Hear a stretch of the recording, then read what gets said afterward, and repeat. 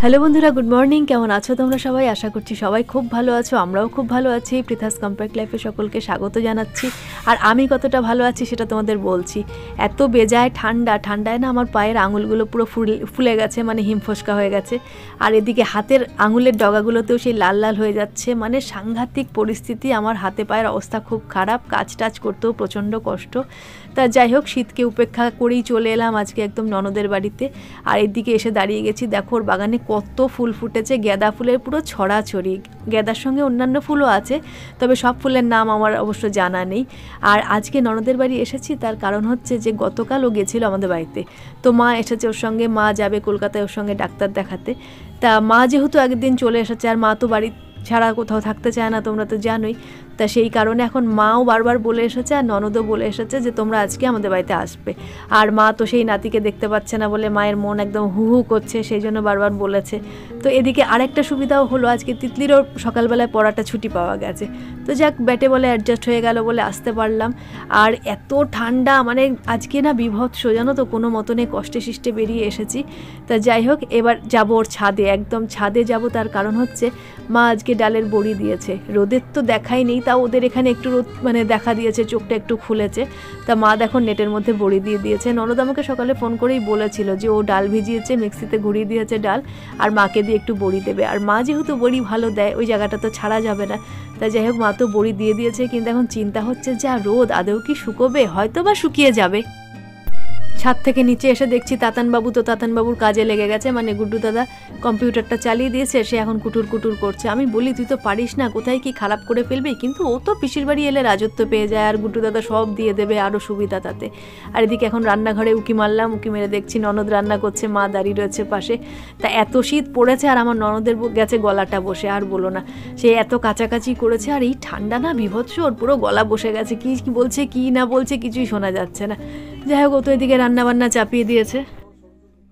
আর এদিকে দেখো তাতানবাবু এখন খেতে ব্যস্ত, সে এখন গাজরের হালুয়া খাচ্ছে। আজকে আমরা আসার সময় না ওদের জন্য আমাদের নবদ্বীপ থেকে গাজরের হালুয়াই নিয়ে এসেছি, তোর ওকে দিয়ে দিয়েছে, এখন বসে বসে টেস্ট করছে সেটাকে। আর এরপরে একটা সেই কি বলে লটো পাই, সেইটা দিয়েছে গুড্ডু দাদা, এখন সেই নিয়ে ভাঙাভাঙি চলছে, মানে দুই ভাই বোন এখন ভাগ করে খাচ্ছে। অর্ধেক খেয়ে ফেলছে, ও তাকিয়ে রয়েছে, বলছে আমাকে দে, বলে দাঁড়া দিচ্ছি। এই করতে করতে যাই হোক টুকটুক করে ভাগ বটরা হচ্ছে। ছোট হাত তো, মানে বেশি ওঠেও না আর কি হাতে। তাই এই হলো ব্যাপার। ওর দিদি এখন তীর্থের কাকের মতন ওটার দিকে তাকিয়ে দাঁড়িয়ে রয়েছে। আর রান্নাঘরে কি কাণ্ড কারখানা হচ্ছে দেখো। ওরে বাবা, আমার কি সৌভাগ্য দেখছো, আমার শাশুড়ি মা আমাকে কফি বানিয়ে খাওয়াচ্ছে। না গো, শাশুড়ি মা কফি বানিয়ে খাওয়াচ্ছে বললে ভুল হবে। আসলে আমি গুড্ডুকে বলে রেখেছিলাম, গুড্ডু খুব ভালো কফি বানাতে শিখেছে শুনেছি। তা আমি গুড্ডুকে বলেছি যে তো এইবার যখন তোদের বাড়ি যাবো তুই আমাকে কফি করে খাওয়াবি। কফিটা গুড্ডুই করছে, মা ওকে দুধটা ঢেলে সাহায্য করছে। কি সৌভাগ্য, তাই না বলো? তবে হ্যাঁ, জোর গলায় আমি বলতে পারি সৌভাগ্য নিয়েই আমি এসেছি।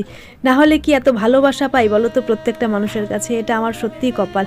আমার সংসারে একদম অর্থের প্রচুর ছড়াছড়ি না থাকতে পারে, কিন্তু আমাদের ভালোবাসার একটা ব্যাপার আছে। সবাই সবাইকে ভালোবাসে, সবার প্রতি একটা আত্মিক টান আছে, ভরসা আছে, বিশ্বাস আছে, এটাই তো অনেক। তা যাই হোক, মা এখন দাঁড়িয়ে রয়েছে, আর আমি তো একদম পটের বিবি হয়ে মায়ের চেয়ারের সামনে বসে রয়েছি, বসে বসে কফি খাচ্ছি, আর হাসাহাসি চলছে। আর এদিকে মায়ের নাতনি মায়ের পেছনে লেগেছে, মানে মা বলছে আমি কফিটা ভালো করেছি, আর মায়ের নাতনি মাকে বলছে যে না না, তুমি তো কফি করোনি, কফি তো গুড্ডু করেছে। এখন সেই সব নিয়ে হচ্ছে ব্যাপার, মানে তিতলির কাজই হচ্ছে মায়ের পেছনে লাগা। মা যেটা বলবে ও ঠিক তার উল্টোটা বলবে, এই আর কি নাতনি আর ঠাকুমার সম্পর্ক। Hello, good morning. এখন মর্নিং বলছি, এখন কটা বাজে জানো? 1:45, কিন্তু তাও প্রথম দেখা হলো তাই মর্নিং বলছি। এক কাপ কফি নিয়ে বসেছি। আজকে এসেছি ননদের বাড়ি, দেখে তো তোমরা বুঝতেই পারছো এটা আমার বাড়ি নয়, ননদের বাড়ি। আর ভাগ্নে করে দিয়েছে গরম গরম কফি, দারুণ টেস্ট হয়েছে কফিটা। তাই মার মানে আমার শাশুড়ি মার সাথে তিতলির একটু গন্ডগোল হচ্ছে। মা বলছে আমি করলাম হাফ, আর গুড্ডু করলো হাফ, আর তিতলি বলছে না না, পুরোটাই গুড্ডু করেছে। তার চুমুকে দিয়ে নি, আমি একদম উপরে যাই। যাই হোক, দারুণ টেস্ট হয়েছে কফির। আর ননদ এখন রান্না বান্না সারছে, আমি তো বসে রয়েছি, আজ তো আমার ছুটি, আজ কোনো কাজকর্ম নেই। আমি দিব্যি করে বসে রয়েছি। দিকে তাতান এখন নিয়ে এসছে আবার কফি। তাতানেরটা মানে হয়েছিল না আর কি, তাতান মিস হয়ে গেছে। পরিমাণটা দেখো, বেশি পরিমাণটা দেখো কই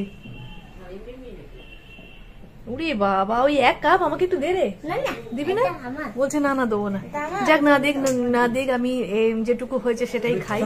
আর এদিকে কি ঠান্ডা গো জব্বর। আজকে নবদ্বীপের টেম্পারেচার কত ছিল জানো? আজকে ছিল 10 সকালবেলায়, মানে কুয়াশায় ভর্তি। আর এখন তো একটু রোদ দেখা দিচ্ছে, তো একদম হাওয়ায় মাথা খারাপ করে দিচ্ছে, চিনচিন করছে হাত পা। আমার তো সব নিমফুসকায় হাত পাগুলো একদম আঙুলগুলো ফুলে গেছে। তো যাই হোক, এখন কফিটা খাই, গল্প টল্প করি, করে আবার দেখি পরে যা যা হবে সেটা দেখাবো তোমাদেরকে। কফি খেলাম, খানিকক্ষণ হয়ে গেছে, বসেছিলাম নিচে, তারপর ওপরে চলে এসেছি। ওপরে এসে মা ভাত দিতে লেগে গেছে। আর ননদ আমায় বললো যে তুমি শশাটা কেটে নিয়ে যাও। শশাটাও কাটা হয়েছিল না ওর, তা আমি শশাটা কেটে নিয়ে চলে এসেছি। আর এদিকে মাংসর কুকার টুকারও সব দিয়ে গেছে, সঙ্গে অনেক কিছু রান্না করেছে, শাক, বেগুন পোস্ত, মাছের তেল, মাছ, মাংস, দই, অনেক কিছুই রান্না হয়েছে। আর এখন আমরা খেয়ে গল্প করছি, হাত শুকিয়ে গেছে। আর ননদ কিন্তু সেই ফাঁকে ফাঁকে ওর হাঁড়ি কড়াইগুলো মেজে নিচ্ছে, নাহলে দেখছে যে দেরি হয়ে যাবে। ও কিন্তু টুকটুক করে কাজ সারছে। এবার একটুখানি এসে কম্বলের তলায় ঢুকেছি। আর এদিকে দেখো 1 প্যাকেট মুড়ি। তার কারণ হচ্ছে ননদ মুড়িটা আনিয়ে দিয়েছে, আমরা নবদ্বীপে নিয়ে যাব তাই। আগের দিন মা খেয়েছে, মায়ের খুব ভালো লেগেছে, মা বলেছে, তাই এখন ননদ আমাদেরকে পাঠিয়ে দিচ্ছে। আর এদিকে দেখো আমি এখন তেঁতুল মেখে রেখেছি। তিতলি, গুড্ডু, তাতান, আমি সবাই প্রচুর পরিমাণে খাচ্ছি। দারুণ মেখেছি জানো তো, একদম জিভে জল চলে আসছে তেঁতুল মাখা। আর পুরনো তেঁতুল দারুণ করে মেখেছি, অসাধারণ হয়েছে খেতে। এদিকে 2 ভাই বোনের এখন জোরালো কথোপকথন চলছে। মানে এখন শাড়ি কিনেছে সমুদ্রগড় হাট থেকে, সেটা ওর দাদাকে দেখাচ্ছে।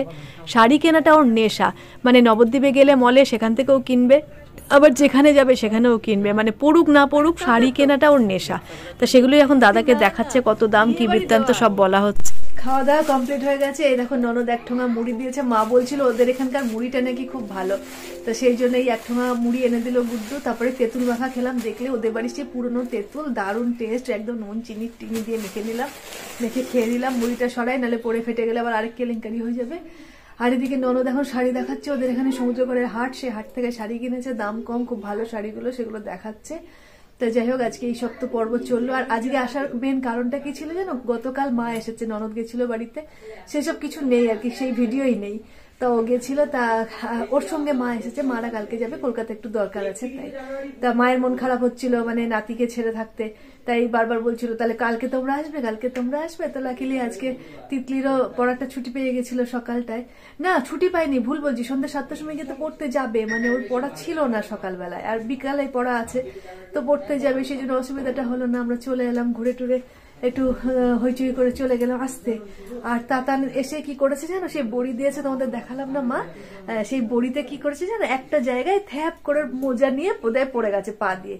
তো যাই হোক, সেই জন্য মোজাটা তো মরমরে হয়ে গেছে। গুড্ডু দাদার একটা মোজা পরলো, পরে এবার পুরো ফুল দামে রেডি হয়েছি, রেডি হয়ে এবার চললাম বাড়ি।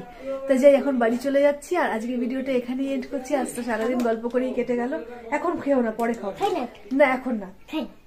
এই দেখো গুড্ডু দাদা আমার ওকে আচার এনে দিয়েছে, সেটা নিয়ে এখন বলছে খাবো। তো যাই হোক, আজকে সারাদিন এখানে কাটলো, আর তোমাদের সাথে গল্প করেই কেটে গেল। আজ তার কাজকর্ম ছিল না, পুরো বসে শুয়ে হয়ে গেল আর কি ব্যাপারটা। যাই হোক, এবার বাস ধরবো। মেয়ের তো সন্ধ্যে 7টায় পড়া, একটু তাড়াতাড়ি গেলে সুবিধা হয়। আবার কাকিমা বাড়িতে একা, কাকিমা আসেনি, তো এখন আমরা রওনা হয়ে পড়ি। আর আজকের ভিডিওটা এখানেই এন্ড করি। কেমন লাগলো আজকের ভিডিওটা অবশ্যই কমেন্ট করে জানাবে। আর সবাই ভালো থাকো, সুস্থ থাকো, টাটা।